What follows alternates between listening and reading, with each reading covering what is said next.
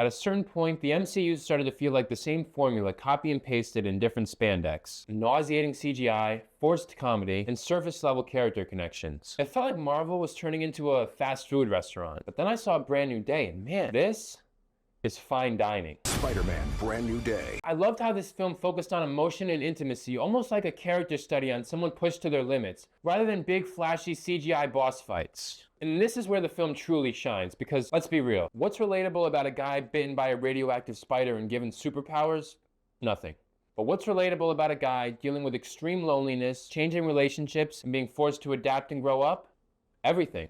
Following the events of No Way Home, Peter Parker is forgotten by the world. Seeing the only people he had left move on without him causes a deeply traumatic mutation to occur. This movie genuinely feels like the perfect balance between the dark, grounded realism of Tobey Maguire's Spider-Man and the quick-witted comic accuracy of Andrew Garfield. And Tom Holland really gives an outstanding, mature performance. Visually, this movie sets a tone immediately. The colors aren't bright and Wonderland-like. They're darker, muted, and more realistic. Even the comedy is not in your face and tacky. It's situational and real.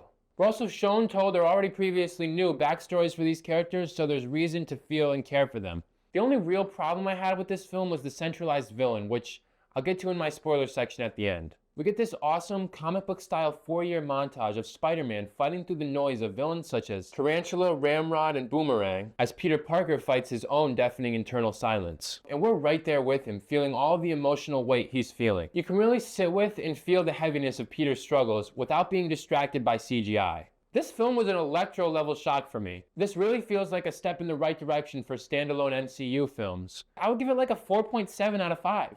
I was thoroughly impressed. But I want to know what you think. Do you want to see more character-driven, dramatic stories, or do you miss the CGI spectacle? Leave your take in the comments, and while you're down there, hit like and subscribe if you enjoy what I have to say and want to see more. Nice seeing you. Spoiler warning. It just felt to me like at the corporate level, they needed a villain, and they also needed a way to bridge the gap from X-Men to Marvel. So they did Jean Grey. And then I really couldn't get behind the fact that it wasn't even Jean Grey as the main villain. It was just a guy, Bill Metzger, the director of the Department of Damage Control. Like just some guy without any superpowers. It almost felt like the film didn't really even have a villain because Jean Grey only had the intention of getting her sister back. I really think it would have been beneficial to, instead of having Jean Grey control Scorpion's mind, make him the central villain and maybe leave the X-Men tie-ins to Doomsday.